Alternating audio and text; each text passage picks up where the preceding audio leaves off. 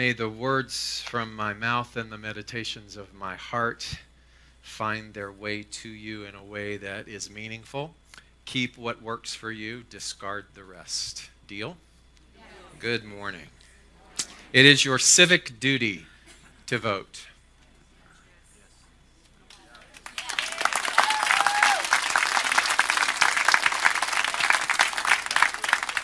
It is your civic duty to vote. And by voting, what you do then is you earn the right to express your voice. You are a part of the solution that enters into systemic issues that continue to be a part of the human experience that are in constant need of healing. When you do not vote, you forfeit that particular honor, and you are complicit to the ongoing discrimination and division that exist in our world.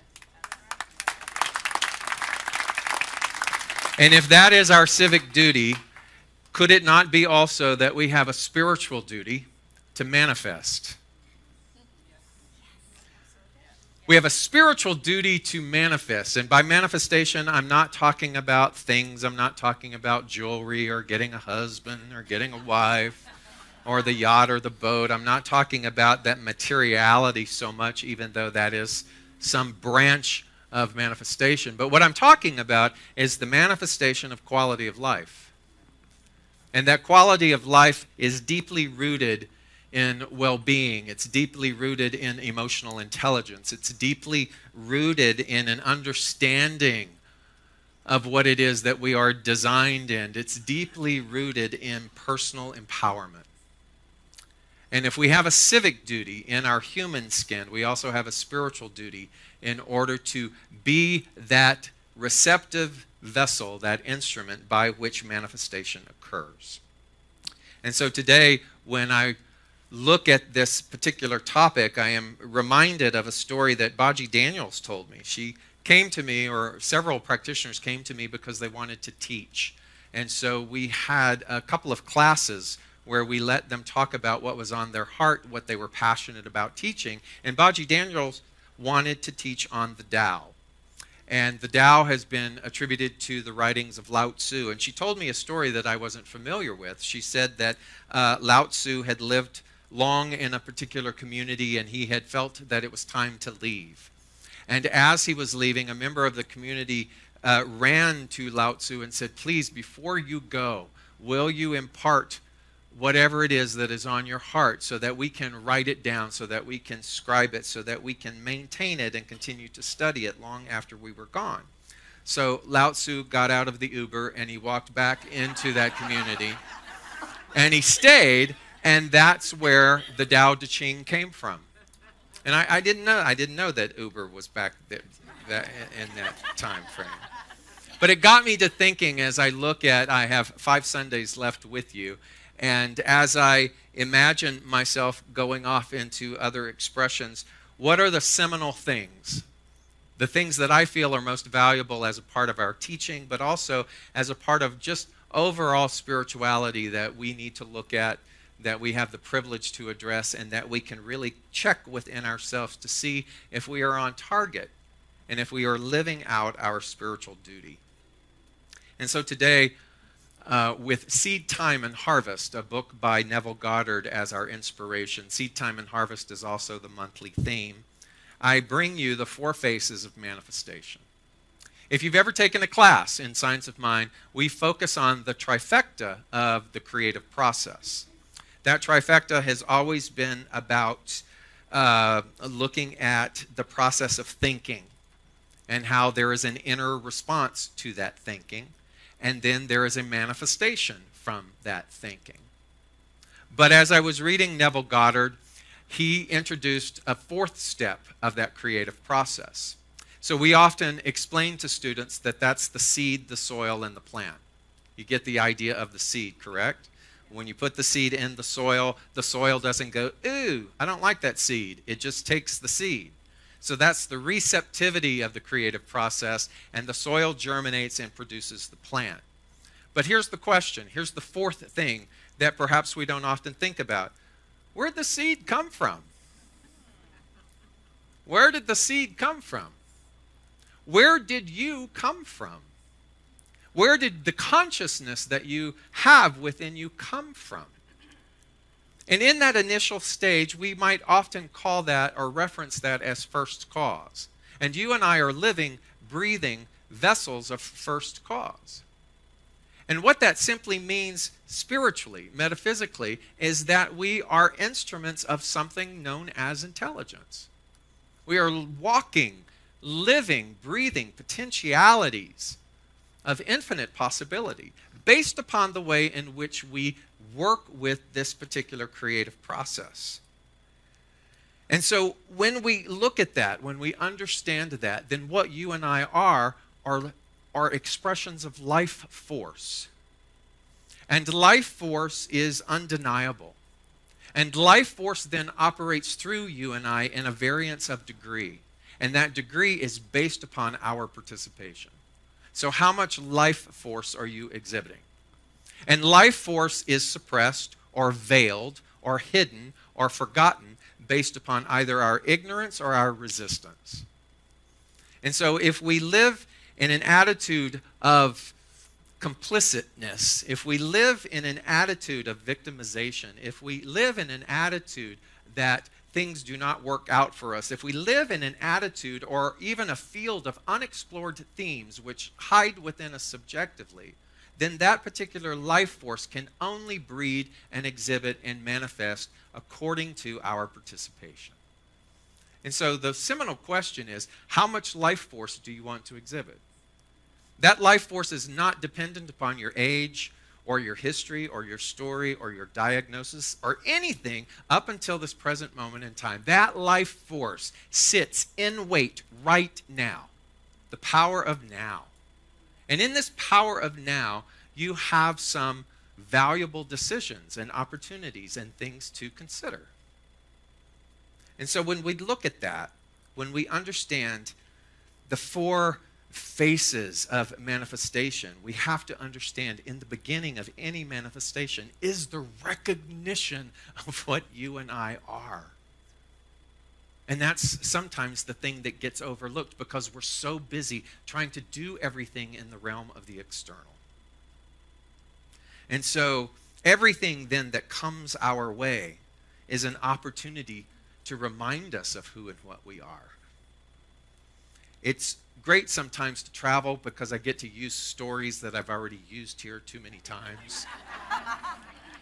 And I was teaching a core group of practitioners in the Dallas area, and we were at a retreat center in Lake Texoma on the Oklahoma-Texas border. And as we were doing this extended weekend, I felt compelled to share with them my analogy about the fence of familiarity. So if you've been in one of my classes, you're like, oh, I know that story. Well, you only got 5 Sundays, so you're going to hear some repeats. So the fence of familiarity is basically a dividing line. And on one side of the fence, we would call it unconsciousness.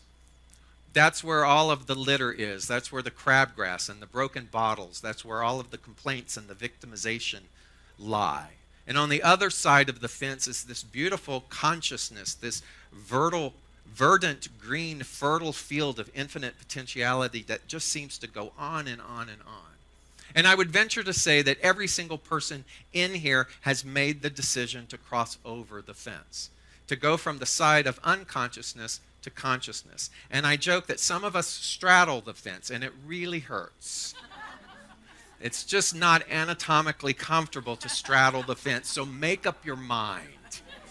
Are you going to move to the other side of the fence of consciousness? But here's the thing. If it's the fence of familiarity, and even though you have made a conscious decision that you would long for, or wouldn't it be nice if I became more self-aware? Wouldn't it be nice if I leaned into the possibility of manifestation? Wouldn't it be nice if I could create and implement some change by changing the way in which I think? So we cross over the fence, and yet in the pursuit of that, it stays in the intellect, and a majority of the people across this planet seem to live where? Right by the fence. Now what's out here? Infinite potentiality.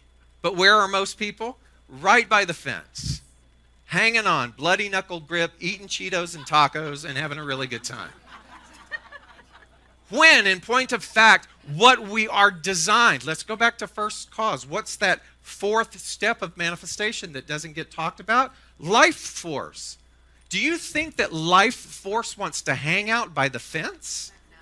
Or do you think that the life force is pulling you and I into uncharted territory?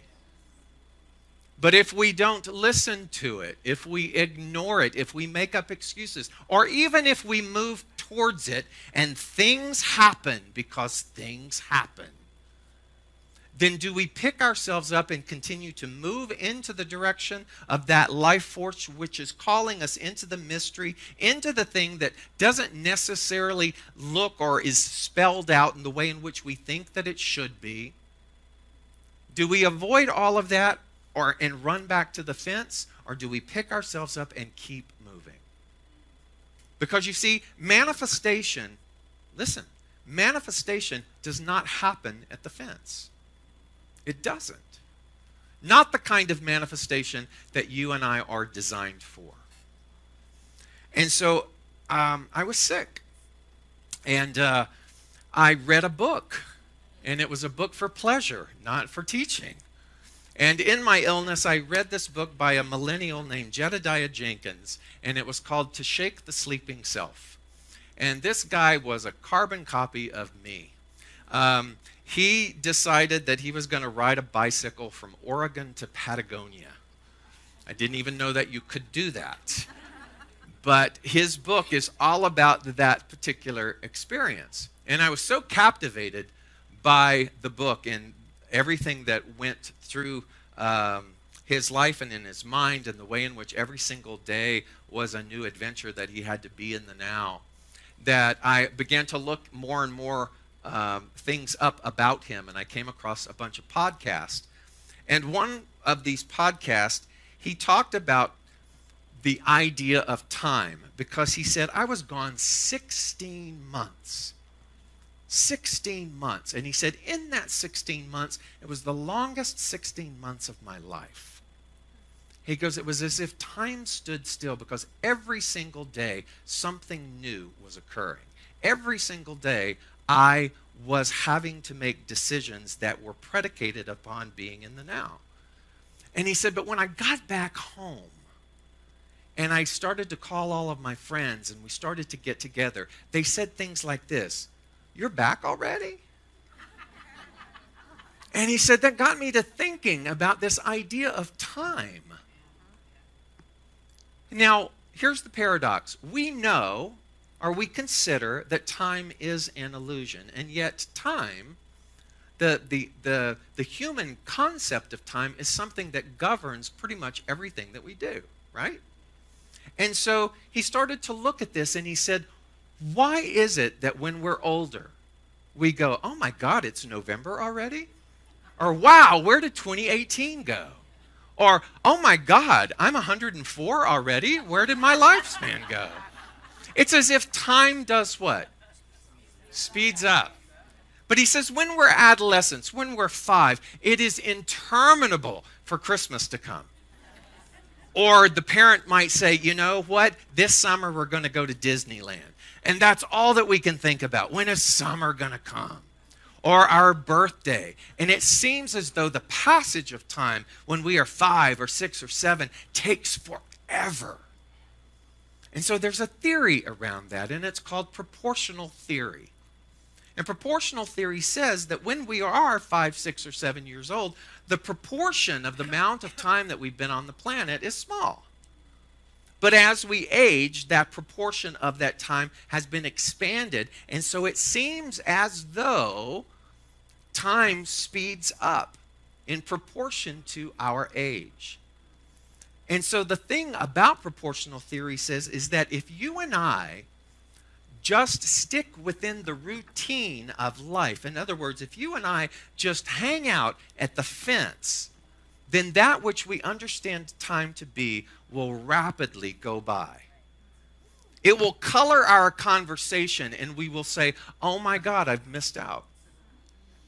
It will be the fuel that instigates that thing called regret within us. Because what has happened is that nothing is disrupting the routine of race consciousness or mass consciousness, because we are not venturing out. He talked about the fact that proportional theory extends itself, or the relationship with time seems to expand when we are in fear. And I understood what he was talking about, but I think a better word would be when we are involved with energy.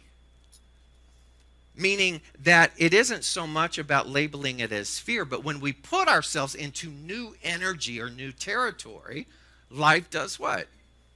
Seems to expand because it's unfamiliar. If you got a job next week and you had to move to Baltimore, your whole first month in Baltimore would feel much longer because you don't know where you're going. You don't know what grocery store you're going to go to. You don't know who your coworkers are going to be. And so all of that is new, right?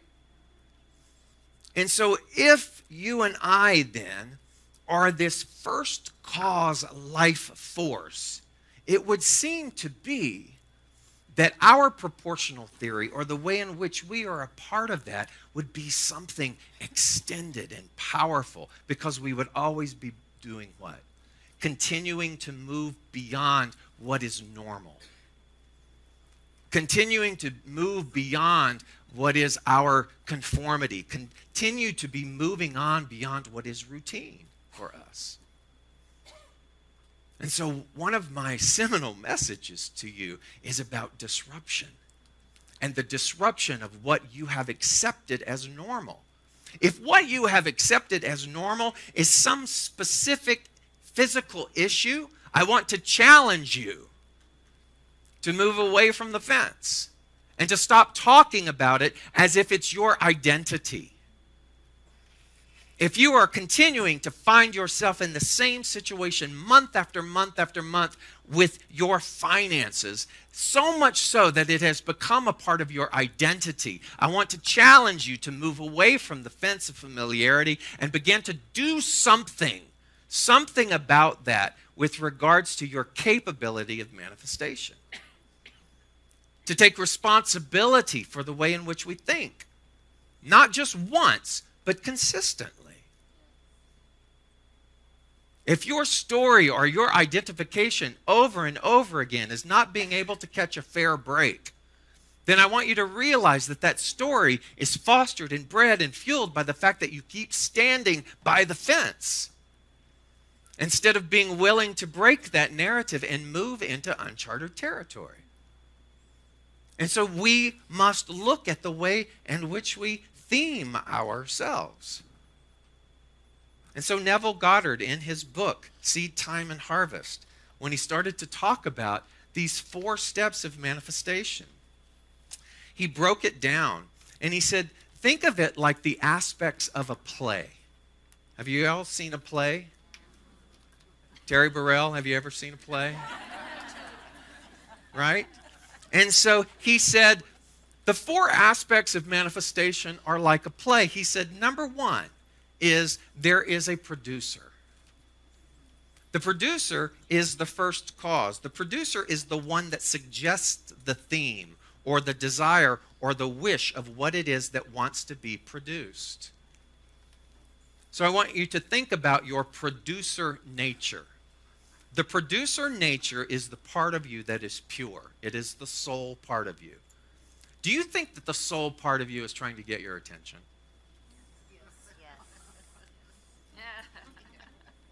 What do you think your frustration is? The frustration is an aspect of the soul trying to get your attention, trying to get you to pay attention to your possibility. If you and I are not moving in the direction of our inherent nature, which is life force, then isn't there going to be a high level of dissatisfaction that continues to be a part of our lives? And so the producer aspect of us basically is saying this: what do you want?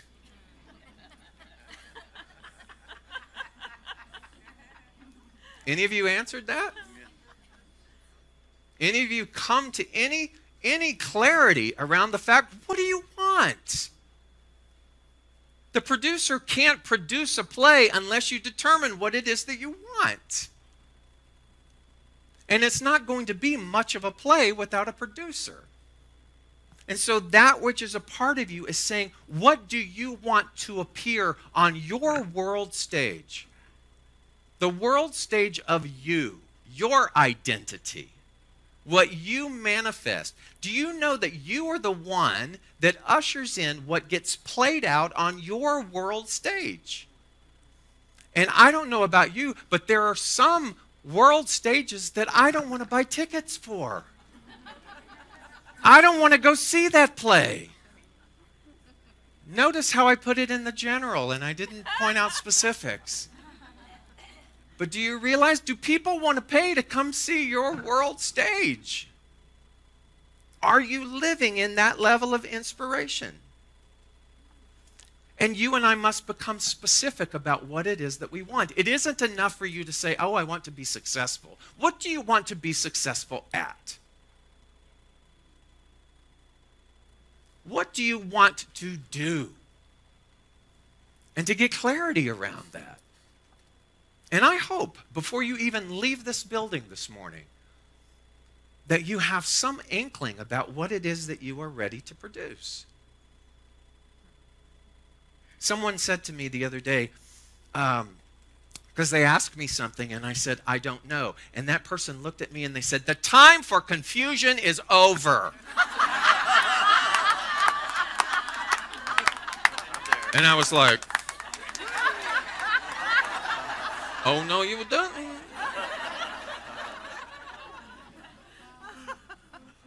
And I went, okay. The time for confusion is over. Stop saying I don't know. Now, because I don't know is an excuse. Now, let me introduce paradox, because there's always paradox. Yes, there are things within our human existence that we don't know. But the time for the confusion about what you do know is over. And what you do know is that you are life force. Do you see the distinction in that? I may not know the specifics of what is out there beyond the fence. But what I do know is who and what I am, and whose I am, and why I am here. I know that. And so the insanity is if I know that at my very core, why in the world would I continue to hang out at the fence? Why would any of us sit here in our excuses and in our adopted identities and continue to say, I don't know? The time for confusion is over. Second part is the author. There's got to be someone who writes the play. In dramatizing the theme of what do you want? In dramatizing that theme, then the author writes. Are you ready for this? The author writes only the last scene of the play. Four phases of manifestation. I'm not going to concern myself anymore about what happened before. As the author of the play of my life, my only concern is to write the last scene of the play. Which indicates what? What I want. How I want to feel. What I know is inherently true about the fact that I'm life force. Because you see, other aspects of the play are going to spend way too much time in the lingering doubt of what's going to happen to me? Who's going to take care of me? If I can't find a husband, if I can't find a wife, if I can't fix this thing, if this doesn't get worked out, if this plagues me over and over again, what's going to happen to me? That's not a part of the last scene of the play. Unless you allow it to lead to something else being written from that. Manifestation skips over that. What do we say in the science of mind? Principle is not bound by precedence. Principle principle, the spiritual principle that says that you are life force, could give a rat's behind about what happened before you in your past, about all of the identities that you have chosen before. That principle, that thing which says that you are life force, could care less about your history. It is dependent upon what you choose now. And you and I have free will. If I want to stay at the fence because that's where everybody else is hanging out, or that's where it's most comfortable, then you have carte blanche to be able to do that. But if you want to manifest, if you want to honor the inherent design of who and what you are, you must, I must, continually pick ourselves up and continue to rewrite the last scene of the play.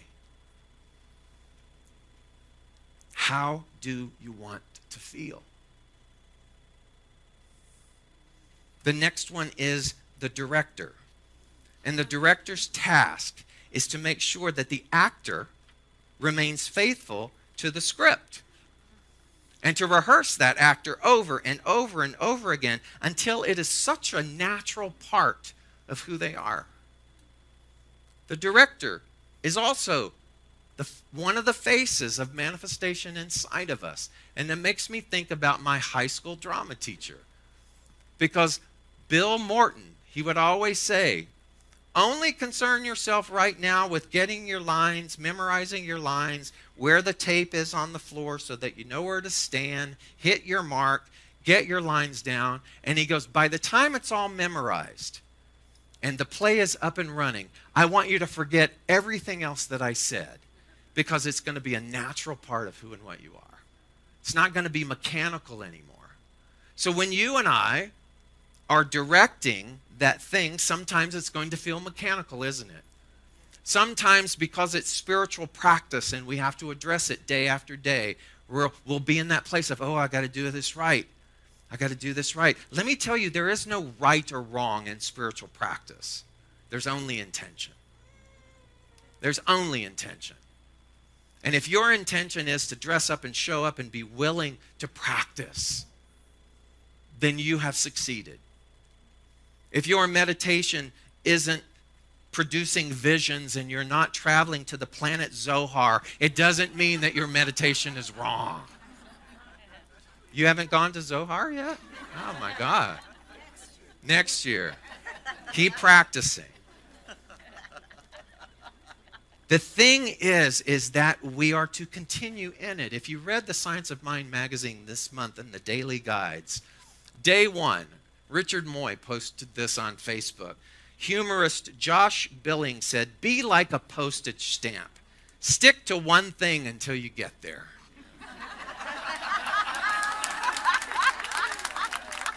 We are so scattered. We get so bored so quickly. We don't finish what it is that we start. The director's going to make sure that we know our stuff and that we stay true to whatever it is, the last scene that the author wrote. So if I'm writing this, if I'm scripting this, if I'm saying that this is how I want to feel, it's not enough to write it. It has to be practiced. It has to be lived. So that when I am confronted by the news, when I am sucked into and seduced into the world of effect, I don't remember what the last act of the play is. It isn't suddenly rewritten because I am helpless to outside things. The director has me continue to move forward. I did outside theater once in San Diego, and the outside theater was next to an airport. And it was a musical theater. Outside theater, paint the picture. Outside theater next to an airport. So here we are, we're learning things, and what happens is soon as the red light on the stage from the stage manager indicates that a plane is about to land, everybody freezes. The orchestra stops. We wait for the plane to land, and then it all comes up again. It's the same thing with the direction. Sometimes planes are going to interfere. Our atmosphere will stop. We'll let it do what it needs to do. And we continue on with the music of our lives and our life force. It doesn't have to end. It keeps going. And then the fourth is the role of the actor. The actor is that which is our imagination. And there is a function within us that has to enact that particular drama, even when we can't see it physically. We have to enact the last part of the play that we have written, even if we don't feel like it, even if it seems far-reaching, even if it seems ridiculous, even if people are making fun of us. The actor within us must continue over and over and again to enact that. You know, we have this phrase in our metaphysics that says act as if. Kind of refers to the role of the actor. And I want to change that this morning, because acting as if is still not a complete thing when you remember the first step.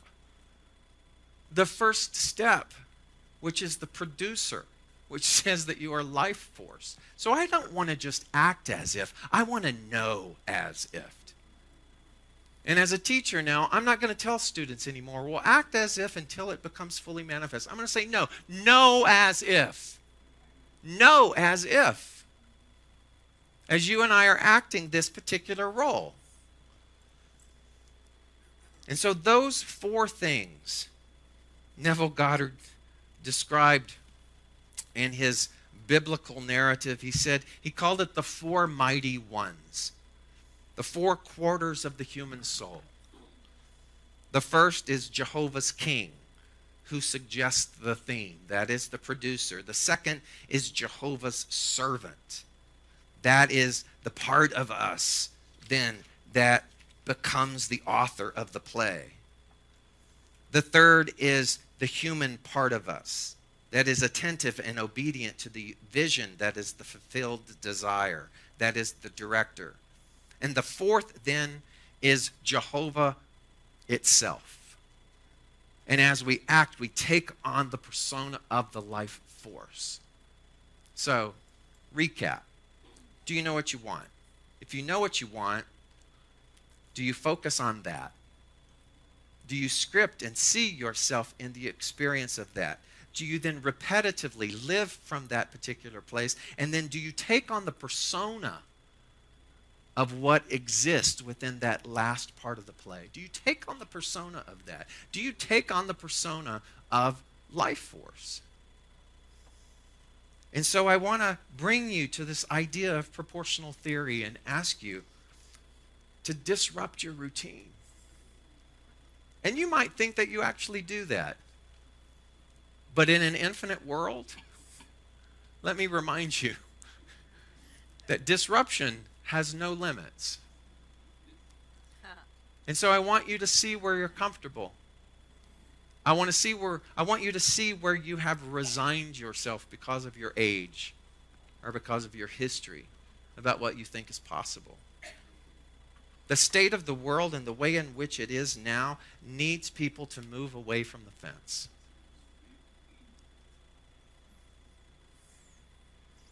As the current events continue to unfold in the velocity by which they do, when we look at our brothers and sisters from the Tree of Life Synagogue, and we are reminded what took place in Charlotte, and we are reminded what has taken place in so many other houses of worship,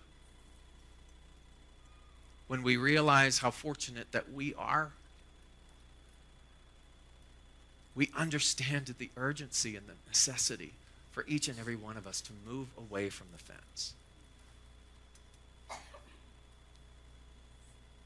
When we are the producer, when we are the author, when we are the director, and when we are the actor of our own script, There is no room for us to walk around going, I got my feelings hurt. There is no room for passive-aggressive behavior. There is no room for victimization.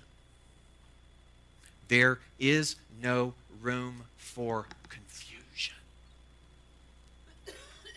We must know that we know that we know that we know.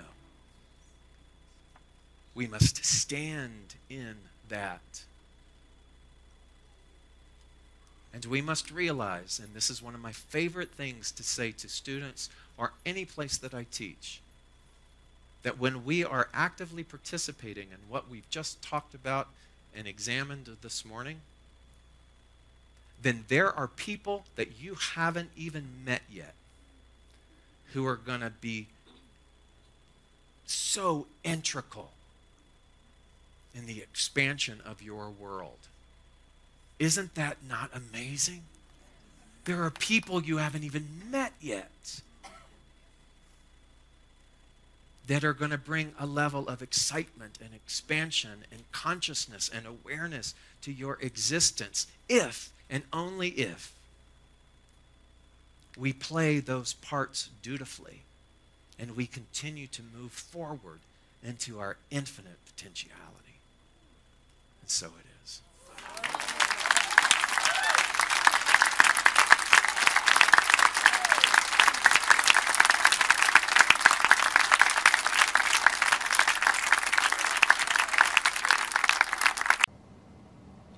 Hi, I'm David Ault, and I simply want to say thanks.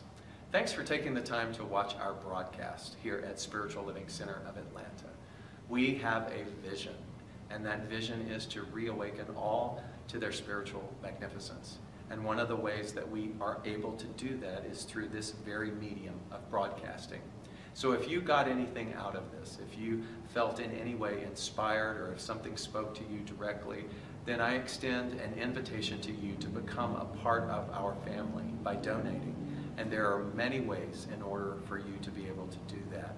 One is to simply go to our website at slca.com, and there you will find all different kinds of prompts that will help you support what it is that we are doing here in Atlanta.